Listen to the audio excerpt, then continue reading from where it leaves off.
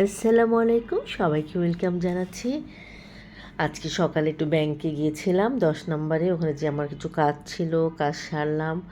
পাশে এই মিষ্টির দোকানটা বরাবরই যেটা আপনাদেরকে দেখায়, এখানকার মিষ্টি আমাদের অনেক পছন্দ। তো বাসায় বিস্কিট ছিল না, তো ভাবলাম বাসার জন্য কিছু বিস্কিট নিয়ে যাই।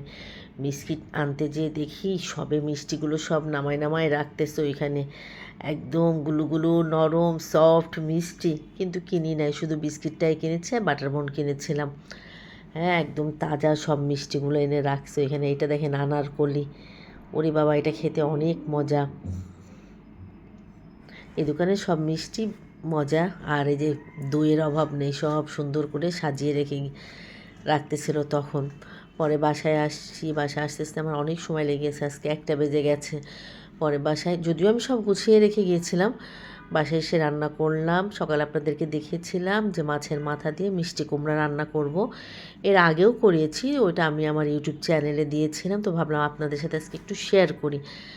বরাবর যেরকম মাছের মশলা আমরা পেঁয়াজ বাটা সব মশলা যেগুলো দিয়ে আমরা ভুনা করি, তো ওইরকম সব মশলাটা কষাই নিয়ে একটু আমি আদা বাটাও দিয়েছিলাম, তার সাথে রসুন পেঁয়াজ কাঁচামরিচ দিয়ে রান্না করেছি। হলুদের গুঁড়া, ধনিয়া তো আমি খাই না, জিরা গুঁড়া দিয়ে মশলা কষাই নিয়ে পরে ওতে মিষ্টি কুমড়া কষায় ঝোলের পানিটা দিয়েছি। তারপরে যে মাছগুলো হালকা একটু ভেজে নিয়েছিলাম, যেহেতু মাছটা একদম তাজা ছিল তো বেশি ভাজি না। আমাকে তো ওর বাবা বললো ভাজার দরকার নেই, তো আমি ভাবলাম না, একটু ভেজে নিই, আমার আবার একটু মাছ না ভাজলে তেমন একটা ভালো লাগে না। আর উপর দিয়ে আবার কিছু কাঁচামরিচ দিয়েছি।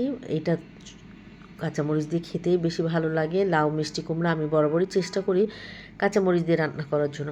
আর তারপর বেশি করে ধনে পাতা দিতে হবে। সামান্য কিন্তু আমি একটু চিনি দিয়েছি, মিষ্টি কুমড়া যেহেতু, তো একটু চিনিটা দিলে স্বাদটা দ্বিগুণ বেড়ে যায়। এদিকে একটু গরু মাংস অল্প একটু ছিল, 1 কেজির কম, তো ওইটাকে ভাবলাম একটু দো পেঁয়াজা করি। পরে পেঁয়াজ আর শুকনো মরিচ একসাথে এরকম বেরেস্তার মতন করে নিয়ে ওর ভিতরে মাংসগুলো দিয়ে দিয়েছি। দিয়ে এবার সুন্দর করে নাড়াচাড়া করে ভালো মতন, তারপরে আদা কুচানো আর রসুন কুচানো আর বাকি যে পেঁয়াজ রেখেছিলাম কাঁচা পেঁয়াজটা, ওইগুলো সব দিয়ে দিব এখন। আমি কিন্তু এটা কষানোর সময় যখন তখন কিন্তু এতেও আমি একটু চিনি দিয়েছি, যেহেতু এতে কোনো মশলা দেওয়া নেই, কাটা মশলা শুধু মশলার ভিতরে দিয়েছি শুকনো মরিচ আস্তাটা আর পেঁয়াজ রসুন আর আদা, এগুলো হচ্ছে তিনটাই কুচানো আর কি। পেঁয়াজের পরিমাণটা এখানে বেশি। সবাই ভালো। এদিকে খাওয়া দাওয়া সব শেষ করে আপনাদের ভাই একটু মার্কেটে গিয়েছিল, কুকারে যে জিনিস আনিয়েছে, ইনশাল্লাহ কালকে আপনাদেরকে দেখাবো। আমার শরীরটা একদমই ভালো না, এই জন্য আর কি আজকে দেখাইতে পারি না। এগুলো কম বেশি ছোটোখাটো করে ভিডিও করে নিয়ে আসছে, এই জন্য ভাবলাম আপনাদের কাছে একটু শেয়ার করি, এই জন্য। আর আজকে ভিডিওটা একটু ছোট, প্লিজ আমাকে ফলো করবেন, সাবস্ক্রাইবার করবেন, আমার পাশে থাকবেন।